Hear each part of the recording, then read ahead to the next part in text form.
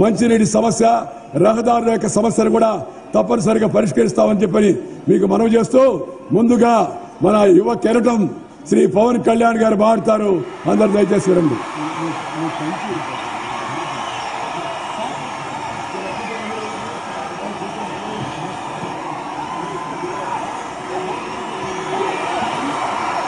అందరికీ పేరు పేరున ప్రతి ఒక్కరికి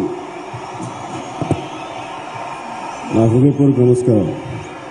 ఇంతమంది జన్మలో ఇంతసేపు ఇంత ఉక్కపోతలు ఉన్నందుకు మనస్ఫూర్తిగా మీ అందరికీ కృతజ్ఞతలు తెలుపుకున్నాను. చిన్నప్పటి నుంచి, చదువుకున్నప్పటి నుంచి దేశం అంటే భక్తి, దేశం అంటే పిచ్చి. నాకు అలాంటి ఒక నాయకుని చూడాలని చాలా కోరిక. దేశాన్ని ఆ మైక్ నుంచి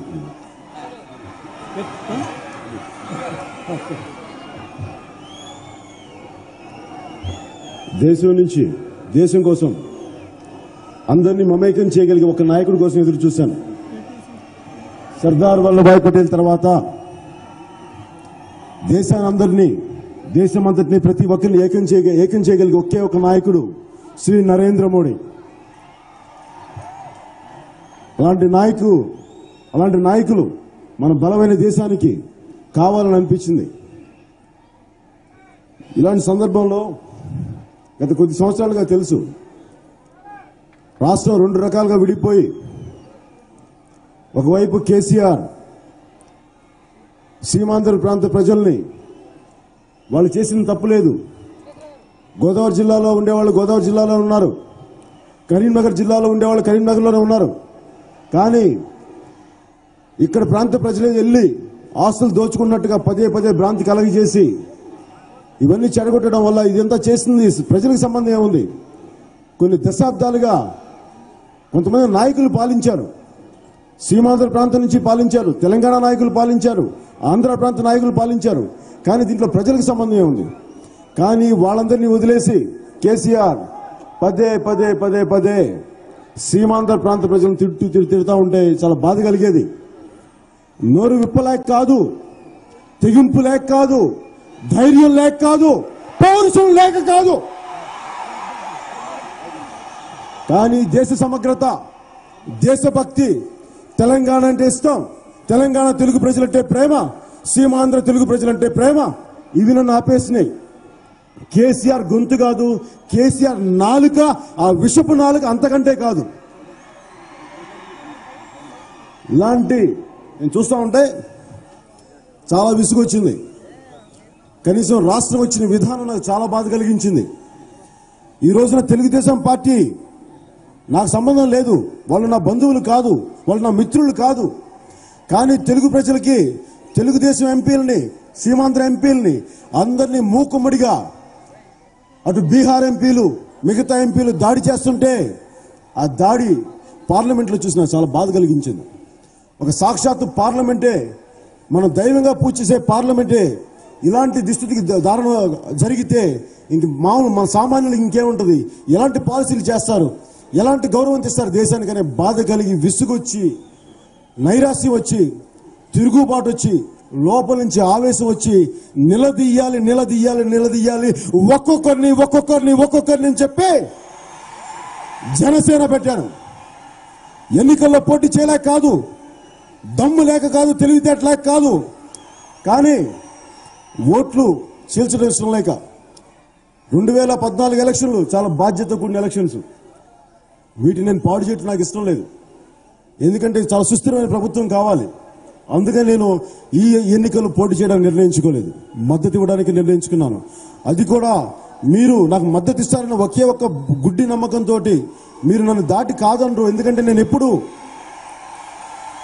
నా కోసం నేనేం కోరుకోలా, నా సినిమాలు ఆడమని చెప్పలా, నా సినిమాలు చూడండి అని చెప్పలా. కానీ ఈరోజు వచ్చింది తెలుగు ప్రజలు రెండు ప్రాంతాలుగా విడిపోతున్నప్పుడు ఆ ద్వేషాలు మంచిది కాదు, విద్వేషాలు మంచిది కాదు, దేశ సమగ్రతకు మంచిది కాదని ఒకే ఒక బాధతోటి వచ్చాను ఈరోజు మీ ముందుకి. తల్లిదండ్రులు కొట్టుకుంటూ లేస్తే, తల్లిదండ్రులు తిట్టుకుంటూ లేస్తే పిల్లలు కొట్టుకుంటూ లేస్తారంటారు. బాధ్యత గల నాయకులు నోట్లో నాలుక మీద అదుపు లేకపోతే ప్రజలకి చాలా ఇబ్బందులు అవుతాయి, విపరీతమైన హింస తయారవుతుంది, విపరీతమైన హింస వస్తుంది, సమాజం మంచిగా ఉండదు, సమాజం నీతిగా ఉండదు. ఇలాంటి పరిస్థితుల్లో నేను వైఎస్ జగన్మోహన్ రెడ్డిని చూశాను.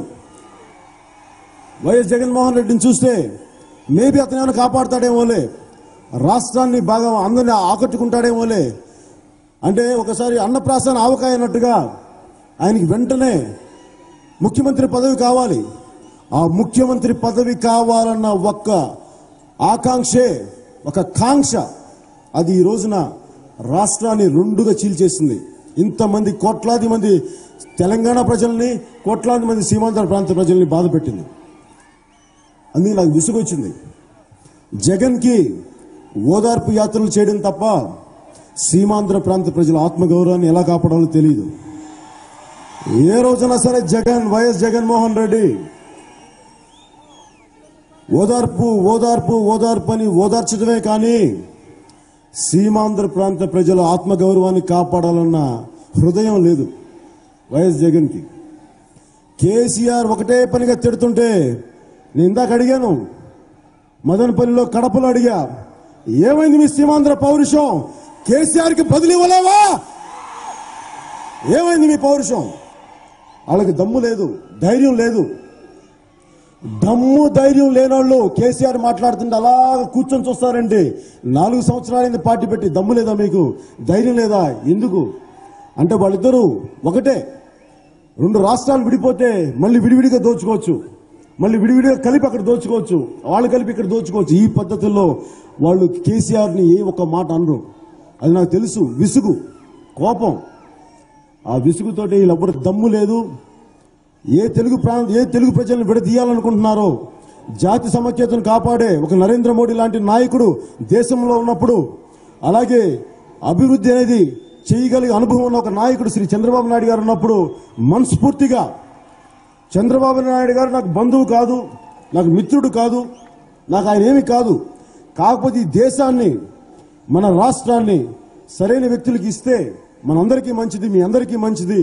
ఇందులో నాకు ఇందాకే చెప్తున్నాను, నాకు ఒక పైసా ఆదాయం కానీ దమ్మిడి రాబడి కానీ లేదు నాకు. కానీ నాకు వచ్చింది మనందరికీ మంచి జరగాలి, మేలు జరగాలని ఒకే ఒక ఆకాంక్షతో వచ్చాను. రాజధాని కట్టడం అంటే నా సినిమా సెట్టింగ్ కాదు. రాజధాని అంటే చాలా సినిమా సెట్టింగ్ చేసేయచ్చు, చాలా అలా చేసేయచ్చు. రాజధాని కావాలంటే చాలా అనుభవం కావాలి. నేను పార్టీ పెట్టి గబుక్కుని ఎలక్షన్లో పెడితే కూడా నా వల్ల కూడా చేత కాదు. అందుకనే అనుభవం ఉండాలి. దేనికైనా ఒక ఐఏఎస్ అయిపోయి చదవడానికి కూడా అనుభవం కావాలి. అలాగే ఒక పాలసీలు కావాలన్నా కానీ అనుభవం కావాలి. అనుభవం లేని వైఎస్ జగన్ ఏమీ చేయలేడు, ఇది నాకు తెలుసు. అందుకనే నేను సంపూర్ణ మనస్సుతోటి తెలుగుదేశం నాయకులు నారా చంద్రబాబు నాయుడు గారికి సపోర్ట్ ఇవ్వదలుచుకున్నాను.